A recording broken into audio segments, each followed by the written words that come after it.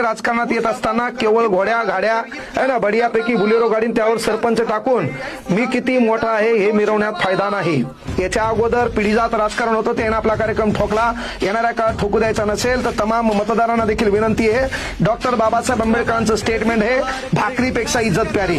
एखाद्या गल्लीमध्ये एखाद्या मोहल्ल्यामध्ये जर महत्वाची गोष्ट मतदानाला पैशाशिवाय कोणी बाहेर निघत नसतील तर काळ वेळ बदलणं काळाची गरज आहे। केवळ पक्षाच्या चिन्हावरून आतापर्यंत राजकारण झालं, पण मी कधी दर्ग्याकडे जातो, त्या दर्ग्याकडे जात असताना अरे पावसाळा असतो आणि त्या पावसाळ्यामध्ये हे 5वीचे 6वीचे लेकरं जर टोंगळाभर गुडघाभर चिखलापर्यंत चलत असेल तर विचारा परिवर्तन आपण विकासाच्या बाजून मतदान करायचं का धर्माच्या बाजून मतदान करायचं। म्हणून युवकाच्या हातात राजकारण देत असताना युवकांना देखील विनंती आहे, केवळ पैसा लुटण्याच्या उद्देशानं घोड्या घाड्या आणि आवाज करण्याच्या उद्देशानं हवाबाजी करण्याच्या उद्देशानं राजकारणात येऊ नका।